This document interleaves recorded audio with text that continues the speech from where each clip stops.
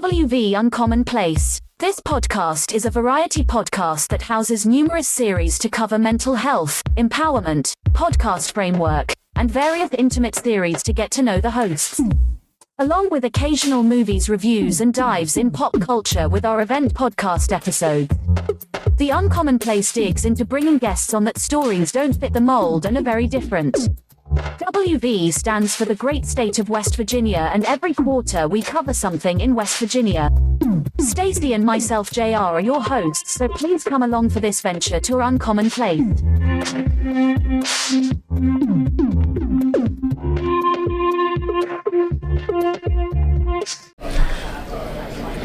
Good evening, everybody. My name is JR. My name is Francisco. My name is Stacey. And this is the Wrestling Report. Now, here we go, guys. We got on Saturday from the WWE, the Royal Rumble. 40 years of the Royal Rumble at that. So that's a long time. I'm 38 years old. How old are you? I'm 44. So he's lived through every single one of them. I thought about living through some of them inside my dad's nuts. You know, Stacey, and you're the youngest of us. Yes. And you just got into wrestling in like 2016, so it's a crazy gamut. So here we go. Francisco, talk to us about professional wrestling and what you think's going to happen at the Royal Rumble. Listen, I've been watching wrestling as long as I can remember, man, from the days of, Andre the Giant, Hogan, and even when Mr. T was wrestling, all the way till now. Royal Rumble's a big deal because whoever wins the Rumble is the one who gets a shot at the title. But the way WWE's going right now, they sold the company and they are under new management essentially because McMahon is pretty much out and it's under Triple H. I don't know, man. I don't know how this year is gonna go. We got some injuries. Seth Rollins is out. His MCL. Yeah, so that's a so it changes the card up a little bit. I love to see, what I'd like to see is Seth Rollins, not Seth Rollins. The American Dream, American Nightmare, and what's that fool that came back? Cody Rhodes and CM Punk? CM Punk, yeah. I know you didn't call CM Punk a fool. That's man, by far one of the best wrestlers in the world. Nah, man. You know what my problem with CM Punk is? He thinks he's above it all. I mean, he had a great opportunity at AEW and he just couldn't keep himself out of trouble.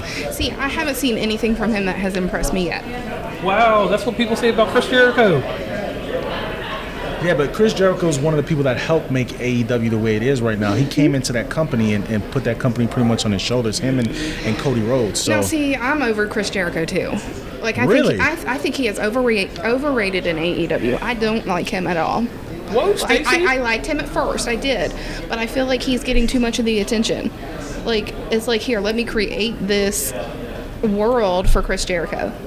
I mean, he does a cruise ship of wrestling. Okay, I understand that, but I'm still entitled to my opinion. And I mean, I don't have to like him. Right, and the one thing about Chris Jericho, I always give him his chops, is he is the first WCW, WWE World Heavyweight Champion at one time. Yeah, and you know who he got those titles from, right? Dwayne The Rock Johnson. And Stone Cold, all in one night. So he made himself a legend right there. Now, I'll say this, CM Punk, best wrestler in the world. I like his politics. I like the way he maneuvered through AEW and made his way back to WWE to get a higher paycheck. They fired him. But my prediction that we have going on for this, the Royal Rumble is going to be a secret entrant that jumps in, that ruins it, disturbs the system, and that person is only going to be Brock Lesnar. Yeah, but if that's one person that I'm tired of, is Brock Lesnar too. Because the guy, he's kind of earned what he's getting right now. Where he comes, he can come in as freely as he wants to. There was a point in time where people were just sick of Brock because he would just come in, win the title, hold the title for a couple months, and then go on a hiatus again. He wasn't. I love now that he's more personable. Yeah. As a wrestler and as a on the mic. Before he didn't get on the mic, he had Paul Heyman, doing the mic for him. Now I love the fact that he's on the mic more and he's doing what he needs to do. I give the guy a lot of respect though because he's an animal. He's a monster for his size. He's very athletic. He puts on a good show, but he had to learn that, man, because when he first started out in the WWE, all he knew how to do was suplex people. You know what I mean? True. See, I felt the same way. At first, I didn't like him because you wouldn't see him, then all of a sudden he'd come in and get a title, and then you wouldn't see him fight for the title, and then all of a sudden the title would be gone. I liked him when they turned him into a cowboy. Now, what I like about him most is the program he did with Cody Rhodes. That's the best program I've seen him do in a long time, because he doesn't lose matches. He don't let you swerve him and beat him. You got to hit him with... You seen what happened when Dean Ambrose fought him at WrestleMania that one year? Yeah. And that's when I really realized that Brock Lesnar was changing. His gimmick now is fun. And one guy in particular that I'm getting sick of is Drew McIntyre. Oh. Like that's Vince McMahon's golden child. They gave him the belt during COVID. He didn't do anything. He's never sold a t-shirt to me. He's never made me play with his character on a video game. Yeah, I don't know what the push is. To me, I'm just going to keep it real with you. I have a big problem with WWE when it comes to pushing the wrestlers of color. Right. I've always had a problem with that. I don't think they get a fair shake on how they're represented. If they get the title, then the title's taken away too quickly. And you know, it's just an unfair balance. It's always been that way. You know, don't get me wrong. You have wrestlers of color that held the title. Look at Roman Reigns, but that's more of the, you know, the Polynesian, you know, Hawaiian bloodline. Yes, that's what JR was saying right, earlier. that they can hold. But when it comes to actual black wrestlers, they don't push these guys too much. I was excited when Mark Henry had the title run that he did. You know what I mean? He beat Randy Orton. Everybody was shocked at the pay-per-view. And he deserved that. He made that run. He earned that. But I don't like the way they did Kofi. When Kofi had the title, they didn't even get him a proper run. Right. No. And my thing with that, I'm sorry. No, go ahead. My thing that I hate is I always hated the push that they did with Booker T when he came over, because him and Ron Simmons are bona fide champions, you know. So I really thoroughly enjoyed them. Then Bobby Lashley, no offense to him, I don't need him as a world champion. He does nothing for me as an athlete. He's not good on the microphone. Right. He had MVP with him for a while. He is a good bad guy. Yeah. Like, I look at Bobby Lashley, I'm like, oh gosh, I don't like this guy. And that's good because, you know, you have your characters in wrestling. Mm-hmm. So he makes a good bad guy, in my opinion. Yeah, you have to have a villain. But like I said, it could be better, man. I don't know, like the Crown Jewel, when they have these guys that are way past their prime trying to do these, like Goldberg. Why is Undertaker Goldberg wrestling? match? Like, come on, man. Your name, yes, you can be on a Legends contract. Mm-hmm. You know, be a sponsor for WWE. Be one of their people that go out and an ambassador for wrestling. But don't get in the ring, bro. Like you passed it. You know what I mean? I respect him. You know, he had a long career, but it's a wrap. I don't care how much shape you're in. It's like Dwayne Johnson. Everybody's excited to see The Rock in the ring. I'm not. He got a hernia the last time he was in the ring. Oh gosh. See, I've never seen him wrestle. That's how new I am. Whoa. I have a problem with him because when he came back to wrestling, he ended CM Punk's longest reign as a champion. He just literally took the belt off of him at the Royal Rumble, went on to face John Cena at that WrestleMania that year, and that was kind of the take there. But one thing that I want to see happen, I want to see the Street Profits break up. I want to see Montez Ford, Marty Jannetty, his tag team partner, and go on and strike some individual gold. See, I disagree with you there because if you look at the history of wrestling within the last, 4 years that we have been watching together, they will build their tag teams and do really good, and you'll get people to like them, then they'll break them up. And then they'll put new people in there. And I understand that you have to find people that click and work together, but when they find their good groups, they take them and split them apart. Like they're doing with the Usos right now. Yeah. Right. Like they're trying to push Jimmy. Right. This is what they're doing. They're going to push Jimmy to the point where he's going to win the title. Jimmy's going to do his run, but I don't think he's going to take. I think it's going to be a short run. I don't think Jay, right? Not Jimmy. Jay. It's Jay. Yeah. But I don't think Jay's going to get the title. This is he's going to have to go through Gunther. He's going to have to go through the Intercontinental Championship first to make that run. They're not just going to put the strap on him, right? Because Gunther's had that belt for umpteen months already. I think he's the longest reigning Intercontinental Champion ever. Yeah. So why would you just jump him over Gunther for that title shot when Gunther should be the next one in line for it? Right. Right, and I agree with that. And Gunther should be the next one in line for a world title shot. Because he took the Intercontinental title and he's an actual fighting champion. But who's going to take the title off of him? I would say Jay. You would have to have Jay Uso. It don't make sense to me. I can't see the matchup because Gunther he's a beast. Solid. Yeah, but they said about Rey Mysterio when they said he couldn't win the title and he did. True. I'm not even going to talk on Rey Mysterio. Hey, all I gotta say about Rey Mysterio is I hated that he lost that title to Logan Paul. Logan Paul can wrestle. Give him that. But Logan Paul, he didn't need a title. He could just come in and do these little silly... Listen, Logan Paul's... And I don't cuss, I don't cuss on my own show. Logan Paul is a piece of shit, is what Logan Paul is. The only reason they're pushing him in the WWE is for views and for clicks.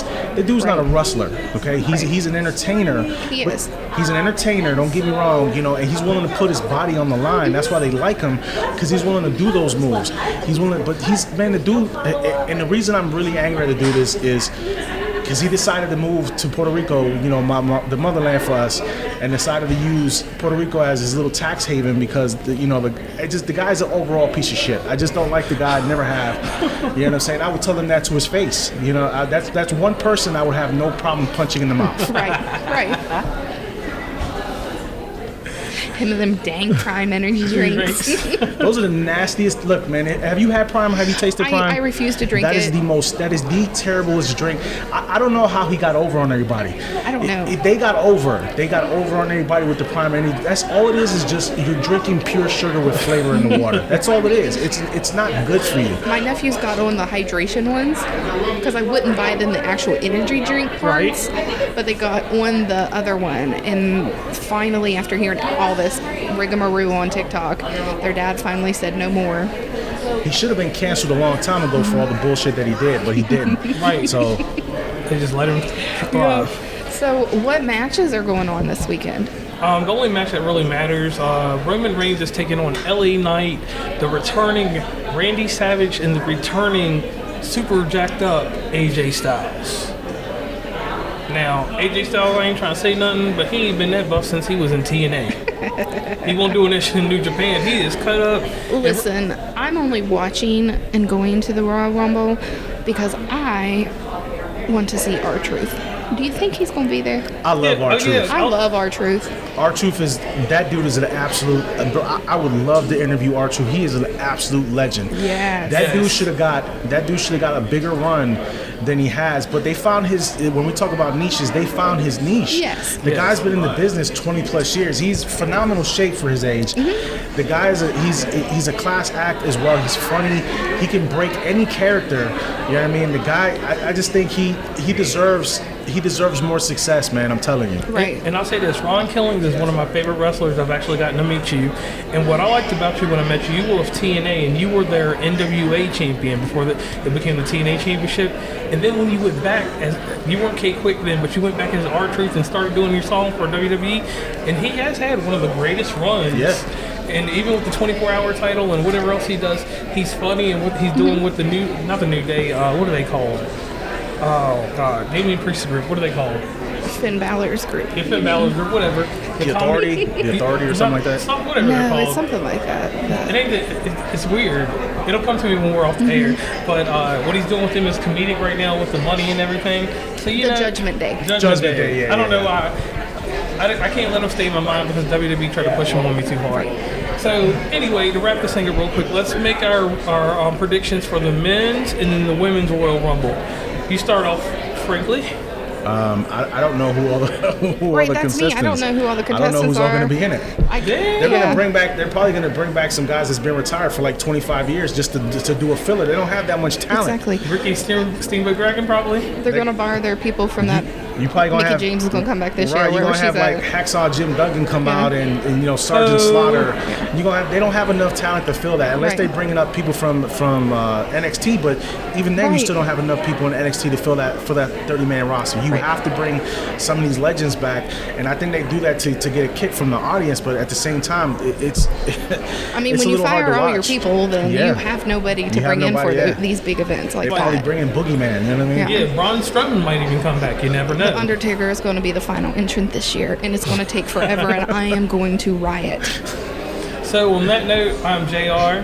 Francisco. And Stacey. And this has been the Wrestling Report. Please follow WV Uncommonplace on Instagram, Tumblr, Twitter, TikTok, where we have some great content, Facebook, LinkedIn. Hit up the merch store at oncommonplace.square.site. Join the email list from the website, and rate, subscribe, and give feedback from your favorite podcatcher. And lastly, thanks for listening, and tune into the next episode.